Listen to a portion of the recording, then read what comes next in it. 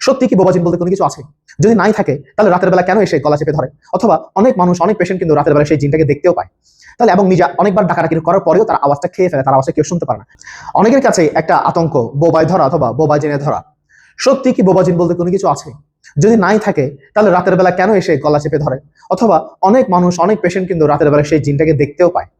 তাহলে এবং নিজে অনেকবার ডাকাডাকি করার পরেও তার আওয়াজটা খেয়ে ফেলে, তার আওয়াজটা কেউ শুনতে পারে না। সে কিন্তু কথা বলতেছে কিন্তু কেউ শোনে না। তো বোবাজিন বলতে আসলে ব্যাপারটা কি আমরা একটু আজকে জানবো। বোবাজিনের ব্যাপারটা কিভাবে আসে সেটা আমরা একটু দেখি। তবে একটা কথা মনে রাখতে হবে, এটার জন্য আসলে অনেকগুলো কারণ আছে। অনেকগুলো কারণ থেকে কয়েকটা কারণ আলাদা করে বাছাই করে আমরা একটা জায়গায় ফোকাস করবো। আজকে আমরা সব বিষয় আলোচনা করবো না। এখানে দেখায় যেমন এটা হচ্ছে একটা মানুষের শ্বসন তন্ত্র। এখানে এটা হচ্ছে নাক এবং এটা হচ্ছে মুখ। তাহলে নাকের এই পাশে বাতাসটা যাবে, মুখের এই পাশে খাবার যাবে। ব্লু কালার যেটা দেখতে পাচ্ছ এটা হচ্ছে জিহ্বা বা টাং। তো অনেক সময় অনেকের দেখা যায় সাইনাসের সমস্যা থাকে, নাকের হাড় বাঁকা থাকে, নাকের মধ্যে পলিপ থাকে। এই সমস্ত কারণে আমরা যদি নাক দিয়ে যদি বাতাস নিতে না পারি, তাহলে আমাদের নর্মাল মেকানিজম হচ্ছে কি, আমরা তো নর্মাল নাক দিয়ে বাতাস নিই। কোনো কারণে আমাদের নাকের মধ্যে যদি কোনো সমস্যা থাকে, তখন আমরা সেক্ষেত্রে মানুষ কিন্তু অবচেতন মনে সে মুখ দিয়ে বাতাস নেওয়া শুরু করে। মুখ দিয়ে যদি বাতাস নেই, সমস্যা হচ্ছে মুখটা শুকায় যায়, ড্রাই হয়ে যায়। মুখ যদি ড্রাই হয়, যখন আমরা জেগে থাকি তখন কিন্তু আমরা বিভিন্ন ভাবে আমাদের সালাইভ, আমাদের যে লালা আসে, যার কারণে মুখটা আবার ভিজে যায়। কিন্তু রাতের বেলা যখন ঘুমাতে যায়, আমরা তখন ঘুমাই গেছি, আমাদের মাইন্ড তখন একদম ইরেকটিভ। মাইন্ড যখন ইরেকটিভ, এখন এই মানুষটা তো নাকের সমস্যা আছে, নাকের যদি সমস্যা থাকে তাহলে সে নাক দিয়ে সে বাতাস দিতে পারতেছে না, এই জায়গাটা ব্লক। তখন সে কোন দিক বাতাস নেয়? মুখ দিয়ে বাতাস নেয়। মুখ দিয়ে যখন বাতাস নেয় এবং মুখটা, এখন আমাদের মাইন্ড যখন ইনেকটিভ, আমাদের মুখটা তখন ড্রাই হয়ে যায়, শুকায় যায়। মুখ যখন শুকায় যায় তখন জিহ্বা রেসপন্স করে, জিহ্বা তখন একটু মুভ করে। অনেক সময় জিহ্বা মুভ করতে গিয়ে যেটা হয়, সেটা ওই জিহ্বাটা আস্তে করে সে পেছন দিকে চলে যায়, এই জিহ্বাটা পেছন দিকে চলে যায়, উল্টা হয়ে সে পেছন দিকে ফল করে। টাং যখন ফল ব্যাক করে তখন কি সমস্যা হয় দেখো।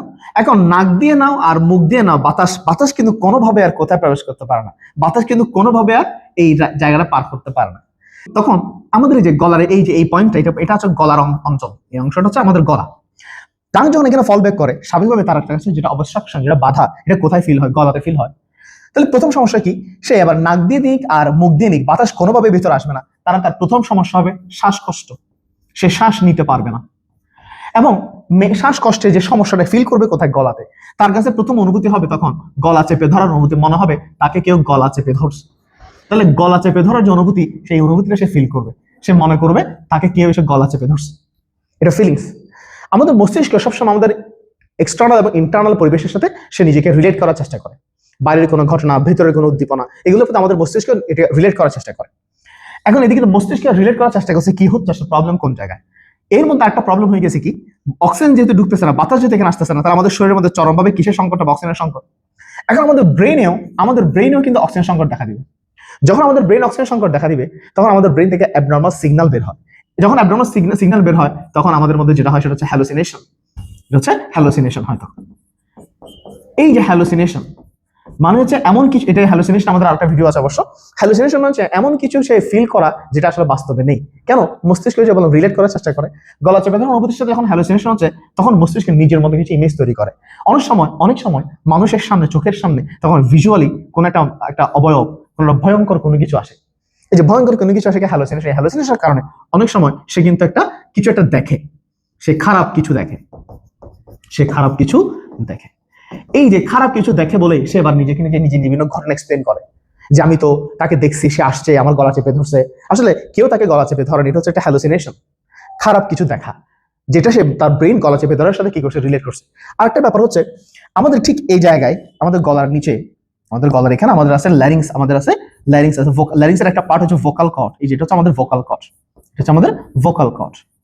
তো আমরা যখন ভোকাল কর্ডে কোনো আওয়াজ বের করব, তো ভোকাল কর্ডের আওয়াজটা এদিকে এসে এই পথে আসবে। কিন্তু এই মানুষটা যেহেতু সে তার গলা চেপে ধরছে, মনে হচ্ছে সে আবার চোখে কোনো কিছু খারাপ কিছু দেখছে, সে কিন্তু ভোকাল কর্ড দিয়ে বিভিন্ন সাউন্ড করে, যে আমাকে বাঁচাও, আমি মরে যাচ্ছি, কিছু একটা সে বলার চেষ্টা করে।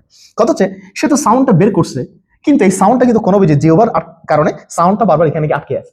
অর্থাৎ তার আওয়াজটা শুধু সেই বুঝতে পারে আর কেউ বুঝতে পারে। সে কিন্তু আওয়াজটা বুঝতে পারে না, কিন্তু সে যেহেতু কথা বলতেছে, সে ফিলিংসটা পায়, আমি তো কথা বলছি, কিন্তু এই সাউন্ডটা কিন্তু এদিকে আর বের হয়। তাহলে তার আরেকটা অভিযোগ হচ্ছে কি, সে বলে যে কি, আমি ডাকছি, আমি অনেক চিল্লাচিল্লি করছি, কিন্তু কেউ আমার শব্দ শোনে না, আমার ডাক শোনে না, তাহলে এই অভিযোগগুলো সবাই করে যে তার প্রচুর শ্বাসকষ্ট হচ্ছিল, তাকে কেউ গলা চেপে ধরছিল, সে মানুষকে ওই কিরকম একটা খারাপ কিছু দেখে, হ্যালুসিনেশন হয়, সে এবং কেউ তার ডাক শোনে না। এগুলোকে সবাই বলে যে বোবাজিন। আসলে বোবাজিনের অনেকগুলো কারণ, একটা কারণ হচ্ছে টাং ফল ব্যাক করা। এটা কি কারণ হতে পারে? এটা ঘুমের ডিস্টার্বের কারণ হতে পারে, বিভিন্ন মানসিক চাপের কারণ হতে পারে, কিছু ওষুধের কারণ হতে পারে, এবং নাকের যদি কোনো অবস্ট্রাকশন থাকে, নাকের যে পলিপ, নাকের হাড় বাঁকা, সাইনোসাইটিস, লং টার্ম সাইনোসাইটিস, এগুলোর কারণে এই সমস্যা হতে পারে।